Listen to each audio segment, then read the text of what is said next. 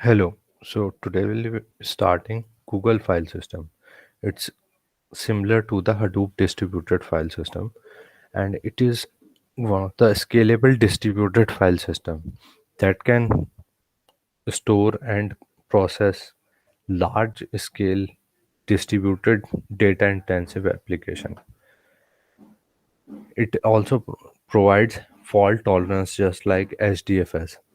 Highly aggregated performance are being useful for the large number of client using Google file system. It is basically deployed on Google storage systems or servers, and there are various platforms that are being generated and processing the Google data over the Google file system.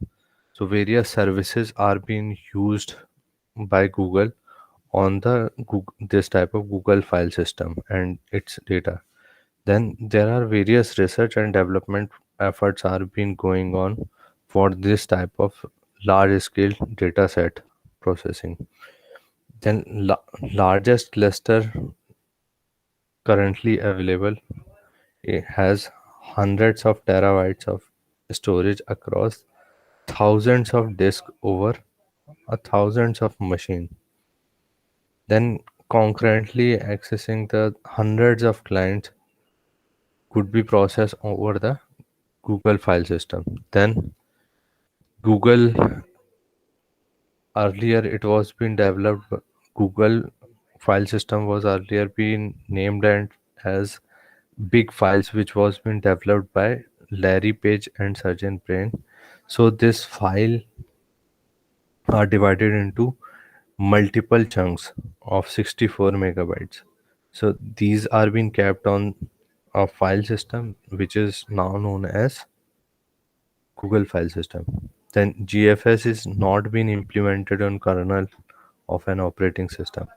GFS are like user space library, just like Java APIs that you have seen, that you import Java API and start using some of the methods. So basically, this Google file system has various Java based API.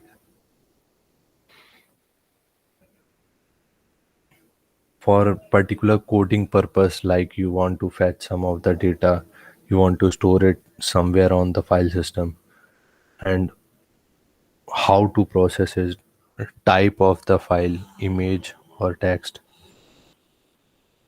Thereafter, Google content management. So various web information marketing campaigning or social media are there, and personalized use for the individual users and group.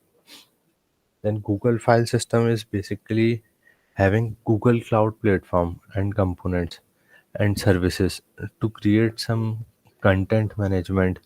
The Google load balancer has support to traffic overload and how to manage the highly availability of the Google servers at multiple areas of servers, like distributed over the geographic locations.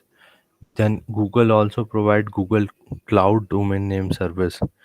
This it is a robust DNS which actually manages domain of two types: static content and dynamic content. In the static content, it basically stores as Google storage, and dynamic content Cloud SQL implementation is there. So this is the architecture. Various type of users with laptop, Android, iOS, and one of the platform as a service publisher can access this type of service. So the platform as a service person who made a web application has deployed something on compute engine so that it could be accessible with various device.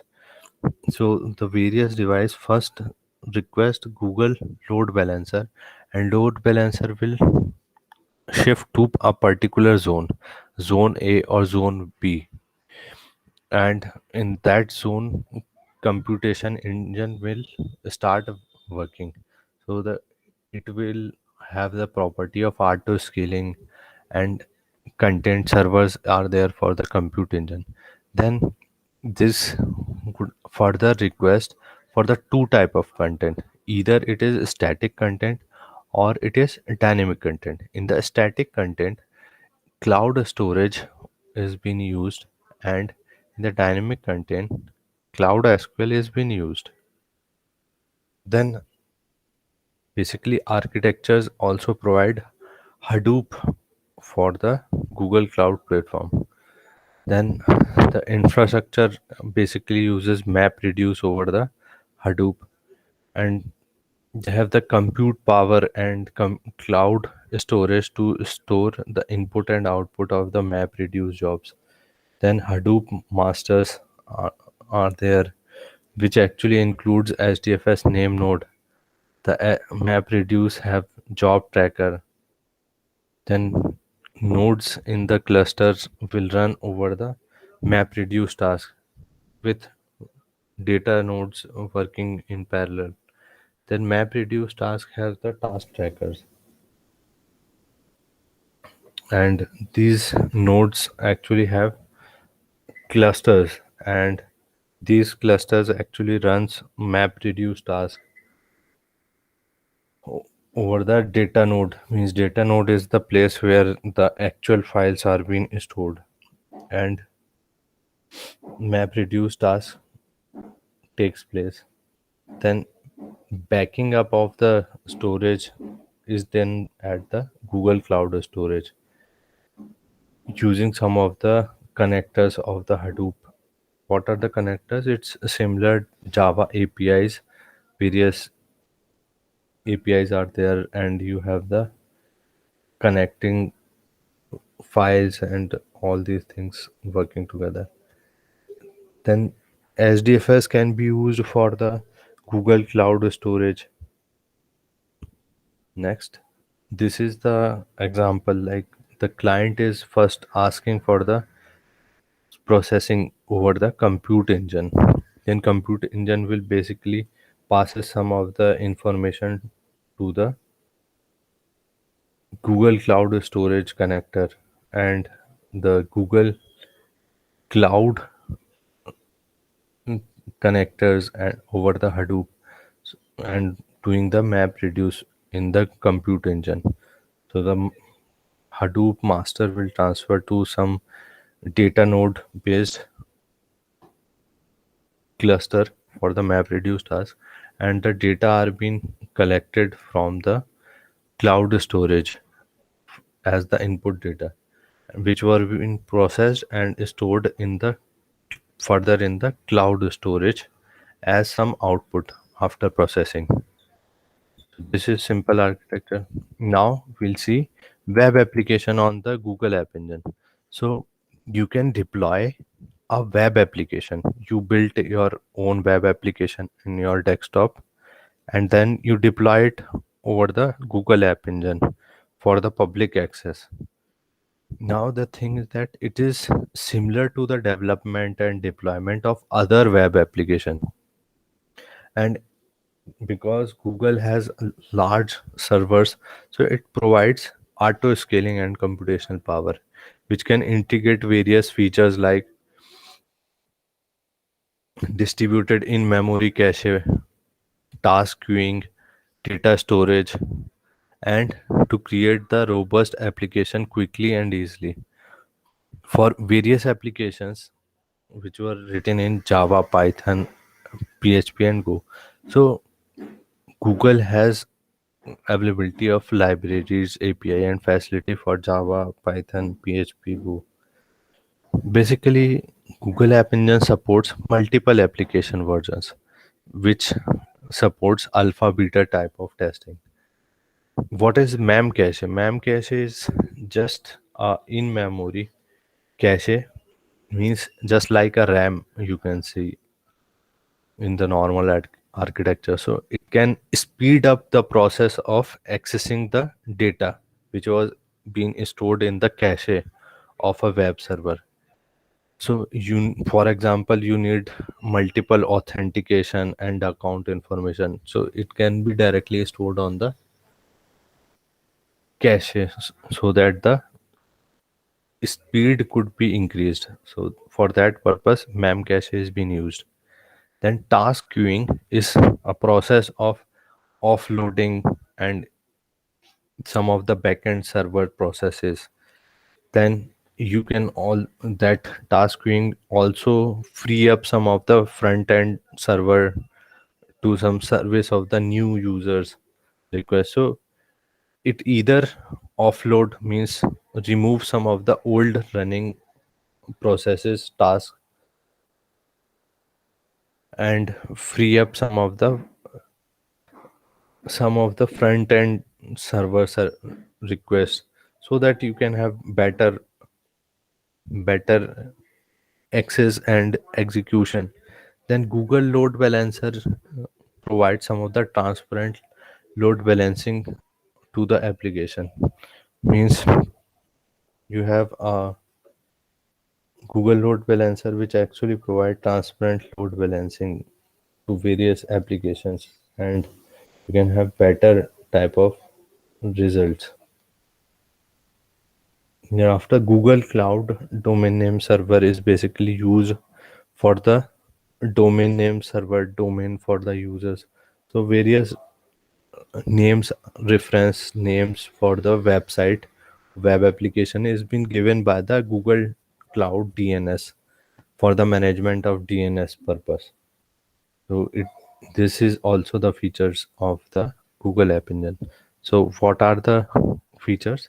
It gives you development and deployment, auto scaling. It gives you in memory cache. It gives you task queuing. It gives you data storage. It gives you load balancing. It gives you DNS facilities, and it gives you domain name. So these are the features of Google App Engine. This is the architecture. So various type of users are been accessing your application like iOS, Android, normal laptop. So the Google Load Balancer is being used first for redirecting to some of the zones for better availability.